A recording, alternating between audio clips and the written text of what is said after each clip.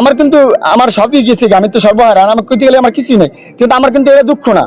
আমার দুঃখ একটাই যে আমার 1.5 বছরের মেয়ে যদি আজকে যদি এই দুর্ঘটনায় যদি আমাদের আমাদের তো কেউ পাইতই না। আমরা যেই পরিস্থিতিতে ছিলাম ওই সময়কালে আমি যে বাইসে ফিরবো আমি কোনোদিন কল্পনাও করতে পারি না। আমার মেয়ে ফিরবে, আমার নানু ফিরবে, কখনো আমি কল্পনা করিনি। আমরা বিএনপি এবং গণ অধিকার পরিষদের সমন্বয় নির্বাচনটা করছি। এই নির্বাচনী কর্মকাণ্ডে বিএনপির নেতাকর্মীরা নতুন যারা দায়িত্বপ্রাপ্ত হয়েছেন, তারেক রহমান যাদেরকে দায়িত্ব দিয়েছেন, তারা আমাকে সক্রিয়ভাবে সহযোগিতা করছেন। সমস্ত ঘটনাগুলো তাদের নখদর্পণে আছে। বিএনপির নাম পদবি ব্যবহার করে অনেককে বিভ্রান্ত করার চেষ্টা করা হচ্ছে, অনেককে কথা বলার ফলে তারা আমাদের সাথে ফিরে এসেছে। তো আজকে যেই ঘটনার প্রেক্ষাপটে আমরা এখানে আসলাম, আপনারা শুনেছেন আমার উপস্থিতিতেই, উপজেলা বিএনপির সদস্য সচিব তার উপস্থিতিতেই আমরা আমাদের যুব অধিকার পরিষদের কর্মী, যাকে প্রতিনিয়তই হুমকি দেওয়া হচ্ছিল যে হাত কেটে ফেলবে, পা কেটে ফেলবে, তাকে খুন করা হবে, কেউ তাকে রক্ষা করতে পারবে না। এবং এই হুমকি শুধুমাত্র এই আমখলায় নয়, আমখলা, গোলখালি, গলাচিপা, দশপিনার অনেক জায়গায় আমরা শুনেছি এবং অনেককে বাড়িতে গিয়েও হুমকি দেওয়া হয়েছে। সংখ্যালঘু সম্প্রদায়ের মানুষকেও হুমকি দেওয়া হচ্ছে যে ভোট না দিলে এলাকা থাকতে পারবে না। তো আজকে যেই ঘটনাটি ঘটলো, একেবারে বাড়িতে অগ্নিসংযোগ করে তার পরিবারকে হত্যা করার উদ্দেশ্যে মোটরসাইকেল জ্বালিয়ে দিল, ঘর বাড়ি পুড়ে ছারখার করে দিল। আমরা এই ঘটনার একেবারে ভুক্তভোগী এবং প্রত্যক্ষদর্শী যুব অধিকার পরিষদের নেতা নাইমুলের কাছ থেকে একটু শুনে আমরা বিস্তারিত কথা বলবো। তুমি বলো কি হয়েছে, কি ঘটনাটা কি হয়েছে? উঠান বৈঠক ছিল আপনার 9 নং ওয়ার্ডে, যে তুহিন ভাইয়ের বাড়িতে। আমরা ওই উঠান বৈঠকটা শেষ করে আসার পথে আমাকে পথে গাড়ি থামানো হয়। আমাকে জিজ্ঞাসা করা হয়, তোমার নাম কি? নাইমুল। আমি কি? হয়, আমার নাম নাইমুল। আমার এবার বলতে আছে যে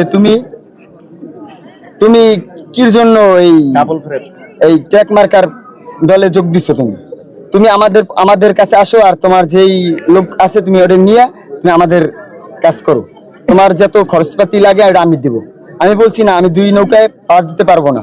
আমি নুর ভাইকে ভালোবাসি বিদায় আমি তার সমাবেশ যে কোনো জায়গায় আমি যোগদান করি। আর বিশেষ করে আমি ওই দিন আসার পর বাসায় আমি আসছি, আসার পর আমি আমার ফ্রেশ আমি আমার গাড়িটা আমি আমার এইতে রাখি, যে বারান্দায় রাখার পথে আমি আমার ওয়াইফের সাথে কথা বলি।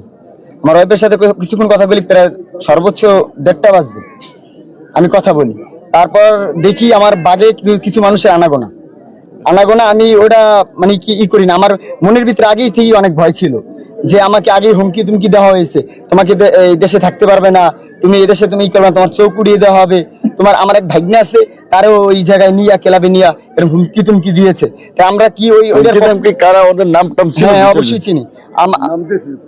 নাম হয়েছে যে আপনার হয়েছে আমাগো মেম্বার, নাম হয়েছে যে আপনার এই কাশেম, আবু কাশেম মেম্বার। হ্যাঁ, মেম্বার।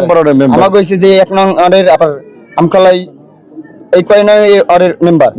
আর এদিকে আরো হার কিছু লোক আছে যে হার নেতৃত্বে এই পোলাপান্ডি আমাদের করে ধলাই, তার নাম হয়েছে ধলাই।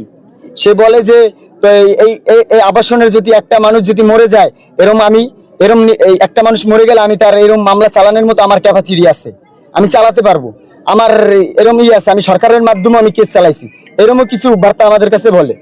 তাই বিশেষ করে আমি ওই কথার ভিত্তিতে আমি অনেক আমার মন থেকে এমনিতে আগেই ভয় কাজ করতো যে আসলে তো আমার জানের একটা ভয় আছে, সবার কিছু জানের একটা ভয় আছে। আমি আরো অনেক জায়গায় হামলা হয়েছি, তা আমি অনেক জনকে বলছি, সবাই বলছে যে আমার যে জলের ছিল তারাই বলছে যে তুমি এই নির্বাচনে আমরা কোনো করা যাবে না। দেখতে পারছি আমি যে মানুষের অনেকই আনাগোনা। তাস করে 2 জন লোক আইসেই ম্যাচ মাইরা ডাব করে জ্বালাই দিয়েছে, পুরো দেখি অন্ধকার। ওই পাশে এককালে যে পিছে পুরো আলোকিত হয়ে গেছে, পুরো আমার যে ঘরটা অন্ধকার ছিল তারা পরিষ্কার হয়ে গেছে একবার। মানে কাগজ যে ফেস এককালে সামনে দেখছি আমি ওই যে 2 জনের।